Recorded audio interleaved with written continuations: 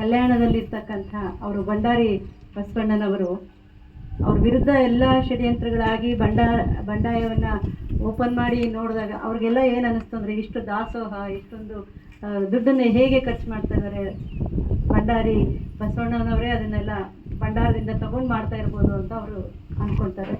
ರಾಜನಿಗೆ ಪಿತೂರಿಯನ್ನು ಮಾಡಿ ಭಂಡಾರಕ್ಕೆ ಹೋಗಿ ಭಂಡಾರದಲ್ಲೇ ಅವ್ರನ್ನ ಅರೆಸ್ಟ್ ಮಾಡಿ ಅದನ್ನು ಎಣಿಕೆ ಮಾಡಬೇಕು ಅಂತ ಕೂತ್ಕೊಂಡಾಗ ಭಂಡಾರದಲ್ಲಿ ಇರಬೇಕಾಗಿರ್ತಕ್ಕಂತಹ ಅಗತ್ಯಕ್ಕಂತ ಹೆಚ್ಚು ಹಣ ಅಲ್ಲಿ ಇರ್ತದೆ. ಅದು ಸಾಮಾನ್ಯವಾಗಿ ನಾವು ಹಾಗೆ ಅದ ನಂತರ ಪವಾಡ ಅಂದ್ಕೊಳ್ತೀವಿ, ಅದು ಪವಾಡ ಅಲ್ಲ. ಬಸವಣ್ಣ ಅವರು ಎಲ್ಲ ಜನರನ್ನು ಕಾಯಕವೇ ಕೈಲಾಸ ಅಂತ ಹೇಳಿದ್ರಿಂದ ಕಾಯಕ ಮಾಡಿ ಕೈಲಾಸ ಮಾಡಿ ಆಮೇಲೆ ನಿಮ್ಮ ಹತ್ರ ಹೆಚ್ಚಿದ್ದನ್ನು ದಾನ ಮಾಡಿ ಅನ್ನದಾನ ಮಾಡಿ ದಾಸೋಹ ಮಾಡಿ ವಿದ್ಯಾದಾನ ಮಾಡಿ ಅಂತೆಲ್ಲ ಹೇಳ್ತಾ ಹೋದಾಗ ಅವರ ಹೆಸರುಗಳು ನೋಡಿ, ಎಲ್ಲ ವಚನಕಾರರ ಹೆಸರುಗಳಿಂದ ಅವರ ಕಾಯಕದ ಹೆಸರೇ ಮೊದಲು ಬರೋದು. ಯಾವ ಹೆಸರನ್ನ ತಗೊಂಡ್ರು ಕೂಡ ಅವ್ರ ಕಾಯಕ ಏನು ಮಾಡ್ತಿದ್ರು ಅನ್ನೋದು ನಮ್ಗೆ ಅಲ್ಲಿ ಗೊತ್ತಾಗ್ತದೆ. ಎಲ್ಲ ಕಡೆಯಿಂದ ಕರ್ನಾಟಕದ ಸುತ್ತಮುತ್ತ, ನಾವು ಬರೀ ಈಗಿನ ಕರ್ನಾಟಕ ಅಂತ ಹೇಳೋದಲ್ಲ, ಮುಂಚೆ ಆ ಶತಮಾನದಲ್ಲಿ ಇರ್ತಕ್ಕಂಥ ಕರ್ನಾಟಕ ಸೌರಾಷ್ಟ್ರ ತನಕ ಇತ್ತು ಅನಿಸುತ್ತೆ. ಕೆಳಗಡೆ ಆ ಕಡೆ ಈ ಕಡೆ ಎಲ್ಲ ನೋಡಿದಾಗ ನಾವೀಗ ಭಾಷಾ ಆಧಾರದಿಂದ ಸಣ್ಣ ಕರ್ನಾಟಕ ಇದೆ, ಆದರೆ ನಾವು ಆವಾಗಿನ ಕರ್ನಾಟಕವನ್ನು ಅಥವಾ ಕರ್ನಾಟಕ ಅನ್ನೋ ಕಲ್ಪನೆ ಇಲ್ಲದೆ ಇದ್ದಂಥ ಬಸವಣ್ಣನ ಕಾಲದಲ್ಲಿ ಎಲ್ಲ ಕಡೆಯಿಂದ, ಆಂಧ್ರದಿಂದ ಬಂದಿರ್ತಾರೆ, ಮಹಾರಾಷ್ಟ್ರದಿಂದ ಬಂದಿರ್ತಾರೆ, ನಮ್ಮ ಎಲ್ಲ ಬೇರೆ ಬೇರೆ ಬೇರೆ ಬೇರೆ ಕಡೆಯಿಂದ ಬಂದಿರತಕ್ಕಂಥ ವಚನಕಾರರು ಜಾಗಕ್ಕೆ ಬರ್ತಾರೆ.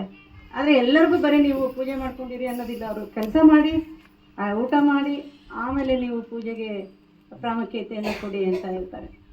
ಎಲ್ಲಿ ಆರ್ಥಿಕ ಚಟುವಟಿಕೆಗಳು ನಡೀತಾವೋ ಆವತ್ತಿನ ದಿನ ಆ ಸಮೃದ್ಧಿಯಾಗಿರ್ತಕ್ಕಂಥ ರಾಜ್ಯವನ್ನು ಕಟ್ಟಕ್ಕೆ ಸಾಧ್ಯ ಆಗ್ತದೆ. ಹಾಗಾಗಿ ಬಸವಣ್ಣನವ್ರನ್ನ ನಾನು ಯಾವಾಗಲೂ ಒಬ್ಬ ಆರ್ಥಿಕ ತಜ್ಞ ಅನ್ನೋ ಥರನೇ ನೋಡ್ತೀನಿ. ಹಾಗೆಯೇ ಅಕ್ಕಮಹಾದೇವಿ ಅಂತ ಹೇಳಿದಾಗ ಮತ್ತೆ ನಾನು ಧಾರ್ಮಿಕ ಹಿನ್ನೆಲೆಯಲ್ಲಿ ಎಲ್ಲರೂ ಮಾತಾಡ್ತಿರ್ತಾರೆ, ಆದರೆ ನನಗೆ ಒಬ್ಬ ಮಹಿಳೆಯರನ್ನು ಪ್ರತಿನಿಧಿಸ್ತಕ್ಕಂಥ ಧೈರ್ಯವಾಗಿರ್ತಕ್ಕಂಥ ಹೆಣ್ಮಗಳು ಆ ಕಾಲದಲ್ಲಿ, ಈ ಕಾಲದಲ್ಲಿ ನಾನು ಯಾವಾಗಲೂ ಇದೇ ಥರ ಮಾತಾಡೋದು, ದಯವಿಟ್ಟು ಕ್ಷಮಿಸಬೇಕಾಗತ್ತೆ. ಒಬ್ಬ ಹೆಣ್ಮಗಳು ಈ ಕಾಲದಲ್ಲಿನೇ ತುಂಡುಡುಗೆಯನ್ನು ಹಾಕ್ಕೊಂಡು ಹೋದರೆ ಕಷ್ಟ ಇದೆ. ಅಂಥ ಸಂದರ್ಭದಲ್ಲಿ ಎಲ್ಲವನ್ನು ತ್ಯಜಿಸಿ, ಗಂಡನನ್ನು ತ್ಯಜಿಸಿ ಮತ್ತು ವಸ್ತ್ರಗಳನ್ನು ತ್ಯಜಿಸಿ, ಹೆಣ್ಮಕ್ಳು ಅಂದ ತಕ್ಷಣವೇ ಸೀರೆ ಬಂಗಾರ ಒಡವೆ ಬಗ್ಗೆ ಮಾತಾಡ್ತಾರೆ ಅನ್ನೋದೇ ಒಂದು ಮಿತ್ತಿರುವಾಗ ಅದನ್ನೆಲ್ಲ ಒಡೆದು ಹಾಕಿ ಈಗಿನ ಕಾಡು ಮೇಡುಗಳ ನಮಗೆಲ್ಲ ರಸ್ತೆಗಳಿದೆ, ಓಡಾಡೋಕ್ಕೆ ಅನುಕೂಲ ಇದೆ, ಆದರೆ ಅವಳು ಭಕ್ತಿ ಮಾರ್ಗದಲ್ಲಿ 900 ವರ್ಷದಿಂದ ಭಕ್ತಿ ಮಾರ್ಗದಲ್ಲಿ ನಡೀತಾ. ಭಕ್ತಿ ಮಾರ್ಗ ಅಂದ ತಕ್ಷಣ ಎಷ್ಟೋ ಹೆಣ್ಮಕ್ಳು ಬರ್ತಾರೆ, ಆಂಡಾಳ್ ಬರ್ತಾಳೆ, ಮೀರಾ ಬರ್ತಾರೆ, ರಾಧಾ ಬರ್ತಾಳೆ. ಅವೆಲ್ಲರಿಗಿಂತ ಶ್ರೇಷ್ಠವಾಗಿರ್ತಕ್ಕಂಥ ಹೆಣ್ಮಕ್ಳಂದರೆ ಅಕ್ಕಮಹಾದೇವಿ. ಇಡೀ ವಸ್ತ್ರವನ್ನು ತ್ಯಜಿಸಿ, ತನಗೆ ಬೇಕಾಗಿಲ್ಲ ಅವರು ಒತ್ತಾಯಕ್ಕೆ ರಾಜನನ್ನು ಮದುವೆ ಆಗ್ತಕ್ಕಂಥ ಆ ಒತ್ತಾಯವನ್ನು ಮೀರಿ ಅವಳು ತ್ಯಜಿಸಿ ಬರ್ತಾಳೆ. ರಾಜಭೋಗವನ್ನು ತ್ಯಜಿಸೋದೀಗ ಒಂದು ಕುರ್ಚಿ ಬಿಟ್ಕೊಡ್ರಿ ಅಂದ್ರೆ ದೊಡ್ಡ ಗದ್ದಲ ಆಗ್ತಾ ಇರೋಂಥ ಸಂದರ್ಭದಲ್ಲಿ ಒಬ್ಬ ಪಟ್ಟ ಮಹಾರಾಣಿಯ ಸ್ಥಾನವನ್ನಿರ್ತಕ್ಕಂತಹ ಇದ್ರೂ ಕೂಡ ಇಲ್ಲ, ನನಗೆ ಬೇಕಾಗಿರ್ತಕ್ಕಂಥ ಗಂಡನನ್ನು, ಏನು ಸಾವಿಲ್ಲದ ಗಂಡನನ್ನು ಹುಡ್ಕೊಂಡು ಹೋಗ್ತಾಳೆ. ಸಾವಿಲ್ಲದ ಗಂಡನನ್ನು ನಾನು ಹುಡ್ಕೊಂಡು ಹೋಗ್ತೀನಿ ಅಂದರೆ ಅದಕ್ಕಿಂತ ಮುಂಚೆ ಅವಳು ಅನುಭವ ಮಂಟಪಕ್ಕೆ ಹೋಗಬೇಕು ಅಂತ. ಎಲ್ಲಿ ಉಡುತಡೆಯಿಂದ ಅವಳು ನಡ್ಕೊಂಡು ಬೆತ್ತಲೆಯಾಗಿ ಕಲ್ಯಾಣಕ್ಕೆ ಹೋಗ್ತಾಳೆ. ಕಲ್ಯಾಣದಲ್ಲೂ ಅವಳನ್ನ ಹಂಗೆ ಸಾಮಾನ್ಯವಾಗಿ ಒಳಗಡೆ ತಗೊಳ್ಳೋದಿಲ್ಲ. ಅಲ್ಲಿ ಅಲ್ಲಮ್ಮ ಪ್ರಭು ಜೊತೆಗೆ ಒಂದು ಸಂಭಾಷಣೆ ನಡೀತದೆ. ಅದಕ್ಕಿಂತ ಮುಂಚೆ ಮಡಿವಾಳರಿಗೆ ಹೇಳ್ತಾರೆ, ನೀವು ಮಡಿ ಹಾಕಿ ಬನ್ನಿ, ಕರ್ಕೊಂಬನ್ನಿ ಅವಳು ಅಂದರೆ ಅದನ್ನು ನಾನು ಕೈಯಲ್ಲಿ ಇಟ್ಕೊಳ್ತೀನಿ ಅಂತ ಮೈಗೆ ಹಾಕ್ಕೊಂಡು ಒಳಗಡೆ ಬರ್ತಾಳೆ. ಅಲ್ಲಿ ಅಲ್ಲಮ್ಮ ಪ್ರಭು ಭಾಳ ಪ್ರಶ್ನೆಗಳನ್ನು ಅವ್ರನ್ನ ಕೇಳ್ತಾ ಹೋಗ್ತಾನೆ. ನೀನು ಎಲ್ಲನೂ ತ್ಯಜಿಸಿದ್ದೀನಿ ಅಂತೀಯ, ಕೂದಲಿಂದ ನಿನ್ನ ಅಂಗಾಂಗಗಳನ್ನ ಯಾಕೆ ಮುಚ್ಕೊಂಡಿದ್ದೆ ಅಂತ ಕೇಳ್ತಾನೆ. ನನಗಾಗಿ ಅಲ್ಲ, ಸಮಾಜದ ಇದಕ್ಕಾಗಿ ಅಥವಾ ಇಲ್ಲಿರ್ತಕ್ಕಂಥ ಪವಿತ್ರವಾಗಿರ್ತಕ್ಕಂಥ ಶೂನ್ಯ ಸಂಪಾದನೆ ಅನುಭವ ಮಂಟಪಕ್ಕಾಗಿ ನಾನು ಈ ಥರ ಮಾಡಿ ತುಂಬ ಪ್ರಶ್ನೆಗಳನ್ನ ಕೇಳ್ತಾ ಹೋಗ್ತಾನೆ. ಆ ಥರ ಕೇಳ್ತಾ ಇದ್ದಾಗ ನನಗೆ ಒಂದೊಂದ್ಸತಿ ಬುದ್ಧನ ನೆನಪಾಗ್ತದೆ. ಬುದ್ಧ ಕೂಡ ಅಮ್ರಪಾಲಿ ಅಥವಾ ಫಸ್ಟ್ ಹೆಣ್ಮಗಳು ಯಾರು ಅವ್ರ ಹೆಂಡತಿನೇ ಕೂಡ ಬಿಕ್ಕು ಆಗ್ತಾನೆ, ರಾಹುಲ ಕೂಡ ಬಿಕ್ಕು ಆಗ್ತಾನೆ. ಆವಾಗ ಕೂಡ ಅವರು ಮೊದಲು ಆನಂದನ ಕರೆದು ಹೇಳಿರ್ತಾನೆ, ಏನಂದರೆ ಹೆಣ್ಮಕ್ಳು ಎದುರುಗಡೆ ಬಂದರೆ ಅವ್ರ ಕಡೆ ನೋಡಬೇಡಿ, ದೂರ ಇಟ್ಕೊಳ್ಳಿ, 1 ಅಡಿ ಅಥವಾ 4 ಅಡಿ ದೂರದಲ್ಲಿ ನಿಂತ್ಕೊಂಡು ಮಾತಾಡಿಸಿ, ಈ ಥರದ್ದೆಲ್ಲ ಹೇಳ್ತಾ ಅವರು ಫಸ್ಟ್ ನಮಗೆ ಇಂಡಿಯಾದಲ್ಲೇ ಹೆಣ್ಮಗಳು ಒಬ್ಬ ದೀಕ್ಷೆ ತಗೊಂಡು ಬಿಕ್ಕು ಆಗೋದು ಅಂದರೆ ಬೌದ್ಧ ಧರ್ಮದಲ್ಲೇ ಅಂತ. ಜೈನ ಧರ್ಮದವರು ಕೂಡ ಅನುಮಾನದಿಂದ ನೋಡ್ತಾ ಇರ್ತಾರೆ, ಹೆಣ್ಮಕ್ಳನ್ನ ಒಳಗಡೆ ಕರ್ಕೊಂಡ್ರೆ ಆ ವ್ಯವಸ್ಥೆ ಎಲ್ಲ ಕೆಟ್ಟೋಗುತ್ತೆ ಅಂತ. ಆದರೆ ನಮ್ಮ ವೀರಶೈವ ಧರ್ಮದ ಬಸವಣ್ಣನವರು ಎಲ್ಲ ಹೆಣ್ಮಕ್ಳಿಗೂ ಅವಕಾಶಗಳನ್ನ ಕೊಡ್ತಕ್ಕಂಥದ್ದು, ಸಮಾನತೆ ಕೊಡ್ತಕ್ಕಂಥದ್ದು, ಆಡು ಭಾಷೆಯಲ್ಲಿ ವಚನವನ್ನು ಬರೆಸ್ತಕ್ಕಂಥದ್ದು. ಆ ದೃಷ್ಟಿಯಲ್ಲಿ ಇವತ್ತು ನನಗೆ ಭಾಳ ಖುಷಿ ಆಗ್ತಾ ಇದೆ. ಅಂದರೆ ನಾವು 5 ಜನ ಹೆಣ್ಮಕ್ಳು ಇದ್ದೀವಿ ಈ ಸ್ಟೇಜಲ್ಲಿ, ವೇದಿಕೆ ಮೇಲೆ. 50% ನಮಗೆ ಇಲ್ಲಿ ಸಿಕ್ಬಿಟ್ಟಿದೆ. ಈಗ ರಿಸರ್ವೇಷನ್ 50ಕ್ಕೆ 50% ಸಿಕ್ಕಿಬಿಟ್ಟಿದೆ. ಅದೇ ಒಂದು ಖುಷಿ. ಯಾಕಂದರೆ ಎಲ್ಲೇ ಹೋಗಿದ್ರೆ ಅಧಿಕಾರ ಇರಲಿ ಅಧಿಕಾರ ಇಲ್ಲದೆ ಇರಲಿ, ಹೆಣ್ಮಕ್ಳು ಒಬ್ಬರು ಅಥವಾ ಇಬ್ಬರು ಇರ್ತಾರೆ ಒಂದೊಂದು ವೇದಿಕೆಯಲ್ಲಿ, ಅವರು ಇರೋದಿಲ್ಲ. ಅದಕ್ಕೆ ಇವತ್ತು ನನಗೆ ಭಾಳ ಖುಷಿ ಆಗ್ತದೆ ಅಜ್ಜರೇ, ಈ ಥರ ಹೆಣ್ಮಕ್ಳು ಕೂಡ ಭಾಗವಹಿಸಬೇಕು, ಅವರ ಅಭಿಪ್ರಾಯಗಳನ್ನ ಹೇಳ್ಕೋಬೇಕು ಅನ್ನೋದು ನನಗೂ ಭಾಳ ಖುಷಿ ಆಗ್ತದೆ. ಅದರಲ್ಲೂ ಹೆಚ್ಚು ಹೆಣ್ಮಕ್ಳು ಬಂದಿದ್ದಾರೆ. ದಾಸೋಹ ಪದ್ಧತಿಗೆ ಇವತ್ತು ಭಾಳ ಎಲ್ಲರ ಮನೆಯಿಂದನೂ ರುಚಿ ರುಚಿಯಾಗಿರ್ತಕ್ಕಂಥ ಊಟದ, ಅದೇ ಹೇಳಿದ್ರು ಪ್ರತಿ ತಿಂಗಳು ನಮಗೆ ಸಂಕ್ರಾಂತಿ ಹೇಳಿದ್ದೀನಿ, ನಾನು ಅದನ್ನೇ ಹೇಳಿದೆ, ನಮಗೂ ಸೇವೆ ಮಾಡೋಕ್ಕೆ ಅವಕಾಶ ಮಾಡಿಕೊಡ್ರಿ ಅಂತ. ಇವ್ರಿಗೆ ತಿಂಗಳಲ್ಲಿದು ಸಂಕ್ರಾಂತಿ ಅಂತ, ಬರೀ ಜನವರಿ 14ಕ್ಕಷ್ಟೇ ಸಂಕ್ರಾಂತಿ ಅಲ್ಲ, ತಿಂಗಳು ಸಂಕ್ರಾಂತಿ ಅಂತ ಹೇಳಿದರು. ಹಾಗಾಗಿ ತುಂಬಾ ಅರ್ಥಪೂರ್ಣವಾಗಿರ್ತಕ್ಕಂಥ ಈ ಕಾರ್ಯಕ್ರಮಗಳು. ಹಾಗೆಯೇ ಈ ವೇದಿಕೆಯಲ್ಲಿ ನಾವು ಭಾವೈಕ್ಯತೆಯನ್ನು ಸಾಧಿಸ್ತಕ್ಕ ಅಕ್ಕರು ಬಂದಿದ್ದಾರೆ.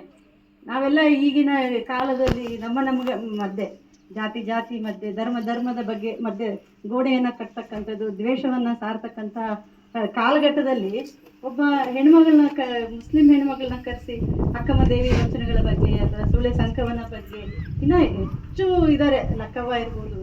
ನನಗಂತೂ ಯಾವಾಗಲೂ ಆ ಹೆಣ್ಮಗಳನ್ನ ನೆನೆಸ್ಕೊತೀನಿ. ಈಗ ಯಾರಾದರೂ ಅಧಿಕಾರಿಗಳು ಅಥವಾ MLAಗಳು MP ಗಳು ಎಲ್ಲ ಆಗಿಬಿಟ್ರೆ ಅವ್ರು ಹೇಳ್ತಾರೆ ನನಗೆ ಅದು ಬೇಕು ಇದು ಬೇಕು ಅಂತೆಲ್ಲ ಕೇಳ್ತಾರೆ. ಆದರೆ ಆಯ್ದಾಕಿ ಲಕ್ಕವ್ವ ತಗೊಂಬಂದಿರೋ ಅಕ್ಕಿನ ಮತ್ತೆ ವಾಪಸ್ ಹಾಕಿ ಬಾ ನೀನು ಅಲ್ಲಿ ಅಂತಾಳೆ. ಹೆಚ್ಚಿಗೆ ನಿನಗೆ ಇವತ್ತಿಗೆ ಎಷ್ಟು ಬೇಕೋ ಅಷ್ಟು ತಗೊಂಬ, ಉಳಿದಿದ್ದು ಎಲ್ಲಿ ತಗೊಂಬಂದಿದ್ದೆ ಅಲ್ಲೇ ವಾಪಸ್ ಹಾಕಂತ. ಅಂಥ ಹೆಣ್ಮಕ್ಳು ನಾವು ಸೃಷ್ಟಿ ಮಾಡಬೇಕಾಗಿದೆ. ನಾವು ಇದನ್ನು ವ್ಯವಸ್ಥೆಯನ್ನು ಇದನ್ನು ತಪ್ಪನ್ನ ಹುಡುಕೋ ಬದಲಿ ನಮ್ಮಲ್ಲಿರೋ ತಪ್ಪುಗಳನ್ನ ನಾವು ಸರಿ ಮಾಡಿಕೊಂಡು ನಮಗೆ ಎಷ್ಟು ಬೇಕೋ ಅಷ್ಟನ್ನು ನಾವು ಬಳಸ್ಕೊತೀವಿ, ಉಳಿದಿದ್ದನ್ನು ಬೇರೆಯವ್ರಿಗೆ ದಾನ ಮಾಡ್ತೀವಿ ಅನ್ನೋಂಥ ಒಂದು ಇದೆಯಲ್ಲ ವಚನಗಳಲ್ಲಿ, ಅದು ಅದ್ಭುತವಾಗಿರ್ತಕ್ಕಂಥದ್ದು. ಆ ಕ್ರಾಂತಿಯ ನಂತರ, ವಚನ ಕ್ರಾಂತಿಯ ನಂತರ ಅಲ್ಲಿರ್ತಕ್ಕಂಥ ಹೋರಾಟಗಳು ಮತ್ತು ಸಾವು ನೋವುಗಳ ನಂತರದಲ್ಲಿ ಎಲ್ಲ ಶರಣರು ಬೇರೆ ಬೇರೆ ಕಡೆ ಹೋಗ್ಬಿಡ್ತಾರೆ, ಉಳಿವಿ ಆ ಥರ ಎಲ್ಲ. ಆದರೆ ನಮಗೆ ಯಾವಾಗಲೂ ವಿಜಯನಗರ ಅಂದ ತಕ್ಷಣ ನಾವು ಕೃಷ್ಣದೇವರಾಯ ಅಂದ್ಬಿಡ್ತೀವಿ. ಪ್ರೌಢದೇವರನ ಬಗ್ಗೆ ಯಾರೂ ಮಾತಾಡೋದಿಲ್ಲ. ಅಲ್ಲಮ ಪ್ರಭುವಿನ ಬಗ್ಗೆ ಬರೆದಿರ್ತಕ್ಕಂಥ ಚಾಮರಸರ ಬಗ್ಗೆ ನಾವು ಮಾತಾಡೋದೇ ಇಲ್ಲ. ನಮಗೆ ಯಾವಾಗಲೂ ಕೃಷ್ಣದೇವರ ಒಂದು ರೀತಿಯಲ್ಲಿ ನಾವು ಇತಿಹಾಸಕಾರರಾಗಿ ನಾವು ಯೋಚನೆ ಮಾಡಿದಾಗ ವಿಜಯನಗರ ಅವನತಿಗೆ ಇದು ನನಗೆ ಎಷ್ಟೋ ಶಾಸನಗಳನ್ನ ನಾನು ನೋಡ್ತೀನಿ. ಅಂದರೆ ಕೃಷ್ಣದೇವರಾಯ ಬರೋ ತನಕನೂ ಎಲ್ಲ ಶಾಸನಗಳಲ್ಲಿ ವಿರೂಪಾಕ್ಷನ ಸನ್ನಿಧಿಯಲ್ಲಿ ಅಂತ ಬರ್ತದೆ. ಆ ನಂತರದಲ್ಲಿ ನಮ್ಮ ಸಂಪತ್ತು ಎಲ್ಲನೂ ತಿರುಪತಿಗೆ ಹೋಗ್ತಾ ಹೋಗುತ್ತೆ. ಅವರಲ್ಲಿ ಶ್ರೀಕೃಷ್ಣ ದೇವರಾಯನ ಎಷ್ಟೋ ಶಾಸನಗಳೇ ತಿಮ್ಮಪ್ಪ ಅಂತ ಬರ್ಕೊತಾ ಹೋಗ್ತಾರೆ. ಅಲ್ಲಿ ಪಲ್ಲಟ ಆಗ್ತದೆ. ರಾಜ ಅಧಿಕಾರದಲ್ಲಿರೋನು ಮಾತ್ರ ಧರ್ಮದಿಂದ ಪಲ್ಲಟ ಆಗ್ತಾನೆ ಹೊರತು ಅಲ್ಲಿರ್ತಕ್ಕಂತಹ ಏನು ಪ್ರಜೆಗಳಿರ್ತಾರೆ ಅವರು ಅದೇ ಧರ್ಮವನ್ನ ಪಲ್ಲಟ ಮಾಡ್ಕೊಳ್ಳೋದಿಲ್ಲ. ಅವ್ರು ಅಲ್ಲಿನೇ ಶೈವ ಪಂಥದರಾಗೇ ಇರ್ತಾರೆ. ಹಾಗಾಗಿ ಈಗಲೂ ವಿರೂಪಾಕ್ಷೇಶ್ವರ ದೇವಸ್ಥಾನದಲ್ಲಿ ಪೂಜೆ ನಡೀತದೆ, ವಿಠಲ ಟೆಂಪಲ್ ಅಲ್ಲಿ ಪೂಜೆ ನಡೆಯಲ್ಲ, ಹಜಾರಾಮ ದೇವಸ್ಥಾನದಲ್ಲಿ ಪೂಜೆ ನಡೆಯೋದಿಲ್ಲ, ಮತ್ತೆ ಅಲ್ಲಿ ವಿಷ್ಣು ಟೆಂಪಲ್ ಇದೆ ಅಲ್ಲಿನೂ ಪೂಜೆ ನಡೆಯೋದಿಲ್ಲ. ವೀರಭದ್ರನ ಪೂಜೆ ನಡೀತದೆ, ಆಮೇಲೆ ಲಿಂಗದ ಪೂಜೆ ನಡೀತದೆ. ಅಲ್ಲೇ ಅದ್ರ ಪಕ್ಕನೇ ಇರ್ತಕ್ಕಂಥ ಬಡವಿ ಲಿಂಗನ ಪಕ್ಕನೇ ಇರ್ತಕ್ಕಂಥ ನರಸಿಂಹನ ಹೊಡೆದಾಕಿದ್ದಾರೆ, ಆದರೆ ಬಡವಿ ಲಿಂಗನ ಹೊಡೆದಾಕಿಲ್ಲ.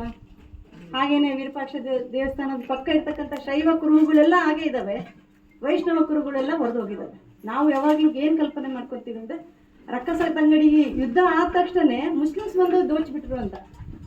ಮುಸ್ಲಿಮ್ಸ್ ಬರೋಕ್ಕಿಂತ ಮುಂಚೆನೆ ಈ ಊರಲ್ಲಿ ಸುತ್ತಮುತ್ತ ಇರ್ತಕ್ಕಂಥವ್ರು ಅಲ್ಲಿರ್ತಕ್ಕಂಥ ಸಂಪತ್ತನ್ನು ಫಸ್ಟ್ ರಾಜರೇ ತಗೊಂಡು ಹೋಗ್ತಾರೆ, ಆನೆ ಮೇಲೆ ತಗೊಂಡು ಹೋಗ್ಬಿಡ್ತಾರೆ ಪೆನ್ಗೊಂಡಕ್ಕೆ. ಆದರೆ ಅಲ್ಲಿ ಸುತ್ತಮುತ್ತ ಉಳಿದಿರ್ತಕ್ಕಂಥವ್ರಿಗೆ ಈ ಧರ್ಮದ ಸಂಘರ್ಷ ಅದರಲ್ಲೆಲ್ಲ ನೊಂದಿರ್ತಕ್ಕಂಥವ್ರು ಅವರು ಕೂಡ ಅವನ್ನ ತಗೊಂಡು ಹೋಗ್ತಾರೆ.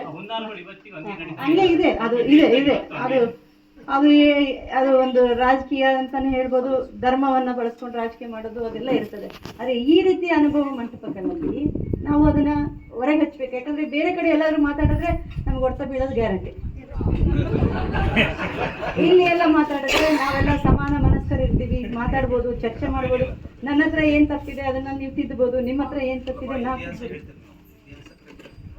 ಅಲ್ಲ, ನಾನು ಬರೀ ವಿಜಯನಗರದ ಅಷ್ಟೇ ಅಲ್ಲ ಆಚಾರ್ಯ, ನಾನು ಅಶೋಕನ ಕಾಲದಿಂದ ನಾನು ಅದನ್ನೇ ಮಾತಾಡ್ಕೊಂತ ಬರ್ತೀನಿ. ಅಶೋಕ ಧರ್ಮ ಬದಲಾವಣೆ ಮಾಡ್ದ, ಜನ ಬದಲಾವಣೆ ಆಗಲಿಲ್ಲ, ಅಲ್ಲಿ ಪಕ್ಷ ಕಲಾಟ ಆಯಿತು. ವಿಷ್ಣುವರ್ಧನ ಧರ್ಮ ಚೇಂಜ್ ಮಾಡ್ದ, ಅಲ್ಲಿ ವಿಷ್ಣುವರ್ಧನ ನಂತರ ನಾಶ ಆಯಿತು. ಅಕ್ಬರ ಧರ್ಮ ಚೇಂಜ್ ಮಾಡ್ದ, ಅಲ್ಲಿ ಅಕ್ಬರನ ನಂತರದಲ್ಲಿ ಅಷ್ಟು ಬಲಿಷ್ಠರು ಬರಲಿಲ್ಲ. ಇಲ್ಲಿ ನಮ್ಮ ವಿಜಯನಗರದಲ್ಲೂ ಅಷ್ಟೇ ಕೃಷ್ಣದೇವರ ನಂತರ ಬಲಿಷ್ಠರು ಬರಲಿಲ್ಲ. ಆದರೆ ನಾನೀಗ ಮಾತಾಡ್ತಾ ಇದ್ದಿದ್ದು ಪ್ರೌಢರಾಯನ ಬಗ್ಗೆ. ಅವರು ಅದ್ಭುತವಾಗಿ ಸಾಮರಸ್ಯರು ಬರೆದಿರ್ತಕ್ಕಂಥ ಇದು ಪ್ರಭುಲಿಂಗ ಲೀಲೆ. ಅದರಲ್ಲಿ ನನಗೆ ಭಾಳ ಇಷ್ಟ ಆಗಿರ್ತಕ್ಕಂಥದ್ದು ಅಂದರೆ ಮಾಯಾ ಕೋಲಾಹಲ. ಏನು ಅಲ್ಲಮ್ಮ ಪ್ರಭುಗಳು ಮಧುಕೇಶ್ವರ ದೇವಸ್ಥಾನದಲ್ಲಿ ಮೊದಲೇ ಬಾರಿಸ್ತಾ ಇದ್ರೆ, ಮಾಯೆದ ಅವರು ಅಕ್ಕಮದೇವಿನೇ ಹೇಳ್ತಾರೆ. ಆ್ಯಕ್ಚುಲಿ ಮಾಯೇನೇ ಅಕ್ಕಮದೇವಿಯಾಗಿ ಹುಟ್ಟು ಬದಲು ಅಲ್ಲಮ್ಮರ ಮತ್ತೆ ಬಂದು ಅಂತೇಳಿ ಕತೆ ಹಾಗೆ ಬರುತ್ತೆ. ಆ ಘಟನೆಗಳು, ಆ ಮಧುಕೇಶ್ವರ ದೇವಸ್ಥಾನದ ವರ್ಣನೆ, ಇವೆಲ್ಲವೂ ನೋಡಿದಾಗ ಭಾಳ ಖುಷಿ ಆಗ್ತಕ್ಕಂಥದ್ದು. ಈ ಥರ ಒಂದು ಅನುಭವ ಮಂಟಪಗಳಲ್ಲಿ ಬೇರೆ ಬೇರೆ ವಿಷಯಗಳನ್ನ ಹಂಚ್ಕೊಳ್ಳೋದು, ಮತ್ತು ನಮ್ಮ ವಚನಕಾರರನ್ನು ಮತ್ತೆ ಮತ್ತೆ ಏನು ಅಧ್ಯಯನ ಮಾಡೋದು. ಯಾಕಂದರೆ ಪ್ರಸ್ತುತ ಇದ್ದಾರೆ ಅವರು ಕೂಡ, ಈಗ ನಮಗೆ ಬೇಕಾಗಿದೆ ಈ ಕಾಲಘಟ್ಟದಲ್ಲಿ ಅಂಥವ್ರು ಬೇಕಾಗಿದೆ. ಯಾಕಂದರೆ ಧರ್ಮ ಜಾತಿ ಎಲ್ಲವನ್ನ ಮೀರಿರ್ತಕ್ಕಂಥ ಒಂದು ಸಮುದಾಯ ಅಲ್ಲಿ ಕಲ್ಯಾಣದಲ್ಲಿ ಇದ್ದರು, ಶರಣ ಸಮುದಾಯ. ಅದು ನಮಗೀಗ ಬೇಕಾಗಿರ್ತಕ್ಕಂಥದ್ದು. ನಾವು ಬರೀ ದ್ವೇಷದ ಅಥವಾ ನಮ್ಮ ಪಕ್ಕದ ಮನೆಯವ್ರ ಜೊತೆಗೇನೆ ಹೊಡೆದಾಡೋ ಅಂಥ ಕಾಲಘಟ್ಟ ಇರೋದ್ರಿಂದ ನಮಗೆ ಬಸವಣ್ಣ ಆಗಲಿ, ಅಕ್ಕಮದೇವಿ ಆಗಲಿ, ಆ ಕಾಲದಲ್ಲಿ ಇರ್ತಕ್ಕಂಥವ್ರಾಗಲಿ ಭಾಳ ಪ್ರಸ್ತುತ ಆಗ್ತಾರೆ. ನನಗಿನ್ನ ಅಕ್ಕವರು ಇನ್ನೂ ಮಾತಾಡೋದ್ರಿಂದ ನಾನು ಹೆಚ್ಚು ಸಮಯ ತಗೊಳಕ್ಕಿನಿ. ಯಾಕಂದ್ರೆ ನಾನು ನಿಮ್ಮೂರಲ್ಲೇ ಇರೋದ್ರಿಂದ ನಾವು ಯಾವಾಗ ಬೇಕಾದರೂ ಮಾತಾಡ್ಬೋದು. ಅವ್ರನ್ನ ಬೇರೆ ಊರಿಂದ ಕರೆಸಿ ನಾವು ಜಾಸ್ತಿ ಮಾತಾಡೋಕ್ಕಿಂತ ಅವ್ರು ಮಾತಾಡಿದ್ರೆ ಈ ಸಭೆಗೇನೂ ಗೌರವ ಸಿಗುತ್ತೆ. ಹಾಗಾಗಿ ನನಗೆ ಇಲ್ಲಿ ಕರೆಸಿ ಮಾತಾಡೋಕ್ಕೆ ಅವಕಾಶ ಮಾಡಿಕೊಟ್ಟಿರ್ತಕ್ಕಂಥ ಎಲ್ಲ ನಮ್ಮ ಶರಣ ಸ್ವಾಮಿ ಇವ್ರಿಗೆ, ಪರಿಷತ್ನವ್ರಿಗೆ, ಅಜ್ಜರಿಗಂತೂ ನಾನು ಯಾವಾಗಲೂ, ಯಾಕಂದರೆ ಇಬ್ಬರು ಅಜ್ಜರು ನಮಗೆ ರವಣ್ಣ ಮತ್ತು MP ಪ್ರಕಾಶ್ ಅವರು ಇದ್ದಾಗಿಂದ ನಮಗೆ ಒಂದು ಮಾರ್ಗದರ್ಶಕ ಅಂತ ಹೇಳ್ಬೋದು. ನಮ್ಮನೆಯಲ್ಲಿ ಏನೇ ಒಂದು ಕಾರ್ಯಕ್ರಮ ನಡೆದ್ರು ಅಜ್ಜರು ನಮಗೆ ಒಂದು ಮಾರ್ಗದರ್ಶನ ಮಾಡ್ತಾರೆ. ಅವ್ರು ಯಾವತ್ತಿದ್ರೂ ನಮ್ಗೆ ನೆನೆಸ್ಕೊಂಡು ಕರೆದೇ ಕರಿತಿರ್ತಾರೆ, ನನಗೆ ಅವಕಾಶಗಳನ್ನೂ ಕೂಡ ನೀಡ್ತಿರ್ತಾರೆ. ಯಾಕಂದರೆ ನಮ್ಮನ್ನು ಗುರುತಿಸ್ಬೇಕು. ಅಪ್ಪಾಜಿ ಅವ್ರ ಹೆಸರಿಂದ ನಮಗೆ ಆ ಗೌರವ ಸಿಗ್ತಾ ಇದೆ ಅಂತ ನನಗೂ ಅನಿಸಿದೆ. ಮತ್ತು ಎಲ್ಲಿ ಹೋದಾಗೂ ನಾನು ಹೇಳೋದೇನಂದರೆ, ಹೂವಿನಿಂದ ನಾರು ಸ್ವರ್ಗಕ್ಕೆ ಹೋಯಿತು ಅಂತ.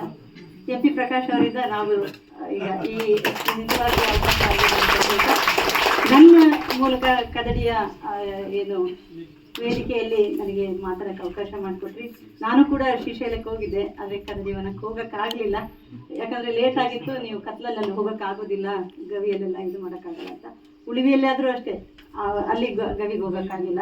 ನನ್ನ ಗಂಡನ ಮನೆ ಬೆಳಗಾವಿ ಹತ್ರ ಒಂದು ಹಳ್ಳಿ, ಹಾಗಾಗಿ ಉಳಿವಿ ನಮಗೆ ಭಾಳ ಆತ್ಮೀಯ ಆಗಂಥದ್ದು. ಬೆಳಗಾವಿಯಲ್ಲಿ ಹತ್ರ ಒಂದು ಸಣ್ಣ ಹಣ್ಣಿಕೇರಿ ಅಂತೇಳಿ ಒಂದು ಊರು. ಹಾಗೆ ನನಗೆ ಇತಿಹಾಸದ ಬಗ್ಗೆ ಆಸಕ್ತಿ ಇರೋದ್ರಿಂದ ಅಣ್ಣರಿಗೂ ಭಾಳ ತೊಂದರೆ ಕೊಡ್ತಾ ಇರ್ತೀನಿ. ಅಣ್ಣರಿಗೆ ಎಲ್ಲರೂ ಇದ್ದರೆ ಒಂದು ಫೋನ್ ಮಾಡಿ ಅಣ್ಣ ಹಿಂಗೆ ಅಂತ ಹೇಳ್ತಿರ್ತೀನಿ. ಆಮೇಲೆ ಹರತಿ ಇದೇನು ಆಲ್ವರ್ತಿ ಮಠದ ಬಗ್ಗೆ, ಕೊಳದ ಬಗ್ಗೆ ಮಾತಾಡ್ತಾ ಇದ್ದಾಗ ಹೇಳ್ತಾ ಇದ್ದೆ, ಚಿರಸ್ಥಳ್ಳಿ ಮಲ್ಲಿಕಾರ್ಜುನ ಸ್ವಾಮಿಯವ್ರ ಹತ್ರ ಒಂದು ಪತ್ರದಲ್ಲಿ ಬಂದಿರೋದು ಇದೇ ಬುದ್ಧಿ. ಅವರು 1700 ಅನಿಸುತ್ತೆ, ಆ ಕಾಲಘಟ್ಟದಲ್ಲಿ ಇವರು ಇಮ್ಮಡಿ ಬಸವಣ್ಣ ಇವರು ಪಾಳೆಗಾರ ಇದ್ದಿದ್ದು. ಆ ಸಂದರ್ಭದಲ್ಲಿ ಈ ಆಲ್ವರ್ತಿ ಕೊಳದ ಬಗ್ಗೆ ಪ್ರಸ್ತಾಪ ಇದೆ ಅದರೊಳಗೆ. ಅವರು ಒಂದಿನ ಹಾಕಿದ್ರು, ನಾನು ಅಷ್ಟೊಂದು ನೋಡಲಿಲ್ಲ, ಅದು ಡಿಲೀಟ್ ಆಗಿ ಹೋಗ್ಬಿಟ್ಟಿದೆ. ಅದು ಸಿಕ್ಕರೆ ಮತ್ತೆ ನಿಮಗೆ ತಲುಪ್ತಾನ ಅಂದ್ಕೊಂಡಿದ್ದೆ. ಅದರಲ್ಲಿ ಕೂಡ ಚನ್ನವೀರ ಮಹಾಸ್ವಾಮಿಗಳ ಉಲ್ಲೇಖನೂ ಬರ್ತದೆ. ಅವ್ರ ಪರಂಪರೆಯದು ಹೆಸರುಗಳನ್ನು ಕೂಡ ಹಾಕಿದ್ದಾರೆ. ಆ ಪತ್ರ ಈ ಇತಿಹಾಸಕ್ಕೆ ಭಾಳ ಇಂಪಾರ್ಟೆಂಟ್ ಅನಿಸುತ್ತೆ ಅಂತ ನನಗೆ ಅನಿಸ್ತು. ನೀವು ಕೂಡ ಅವ್ರ ಹತ್ರ ಒಂದ್ಸತಿ ಪ್ರಯತ್ನ ಮಾಡಿ ತಗೋಬೋದು, ಪಡ್ಕೋಬೋದು. ಅವ್ರಿಗೆ ಗೊತ್ತಿದೆ ಮಲ್ಲಿಕಾರ್ಜುನ ಸ್ವಾಮಿ ಅವ್ರ ಬಗ್ಗೆ. ಅವರು ಒಂದ್ಸತಿ ಅಲ್ಲಿ ಹೋಗಿ ವಿಚಾರಿಸಿದ್ರೆ ಆ ಪತ್ರ ಸಿಗ್ಬೋದು. ಅದು ತಾಳೆ ಪತ್ರ ಅಂದರೆ ತಾಮ್ರ ಪತ್ರದ ಪ್ರತಿಯನ್ನು ಪೇಪರಲ್ಲಿ ಬರ್ಕೊಂಡಿದ್ದಾರೆ. ಅವ್ರ ಮನೆಯೆಲ್ಲ ಡಿವೈಡ್ ಆದಮೇಲೆ ಕಳಿಸಿದೆ, ನೋಡಿ ಇದು ಮಾಡ್ತೀನಿ ಅಂತ ಹೇಳಿ. ಅಂದರೆ ಇದಕ್ಕಿಂತ ಇತಿಹಾಸ ಹುಡುಕ್ಬೇಕಾಗಿದೆ, ಪಾಳೆಗಾರರ ಬಗ್ಗೆ ಎಲ್ಲ ತಿಳ್ಕೊಬೇಕಾಗಿದೆ. ಈ ಪಾಳೆಗಾರರು ಯಾರು ಇದು ಮಾಡಿದ್ದು? ಯಾಕಂದರೆ ಇಲ್ಲಿರ್ತಕ್ಕಂಥ ಪಾಳೆಗಾರರು ವೀರಶೈವ ಧರ್ಮವನ್ನು ಅನುಸರಿಸಿದ ಮೇಲೆ ಇಲ್ಲಿ ಎಷ್ಟೋ ಮಠಗಳಿಗೆ ಮತ್ತು ಬೇರೆ ಬೇರೆ ದೇವಸ್ಥಾನಗಳಿಗೆ ಅವರು ಮಾನ್ಯವನ್ನು ಕೊಡ್ತಕ್ಕಂಥದ್ದು, ಜಾಗವನ್ನು ನೀಡ್ತಕ್ಕಂಥದ್ದು ಮಾಡಿದ್ದಾರೆ. ಸೊ ಪಾಳೆಗಾರರ ಇತಿಹಾಸವನ್ನು ತಿಳಿತಾ ಹೋದಾಗ ಈ ಸ್ಥಳ ಮಹಿಮೆ ಮತ್ತು ಇದ್ರದ್ದು ಪುರಾಣಗಳೆಲ್ಲ ನಮಗೆ ಗೊತ್ತಾಗುತ್ತೆ ಅಂತ ಹೇಳ್ತಾ ನನಗೆ ಇಲ್ಲಿ ಕರೆಸಿ ಮಾತಾಡೋಕ್ಕೆ ಅವಕಾಶ ಮಾಡಿಕೊಟ್ಟಿದ್ದಕ್ಕೆ ಎಲ್ಲರಿಗೂ ಧನ್ಯವಾದಗಳು.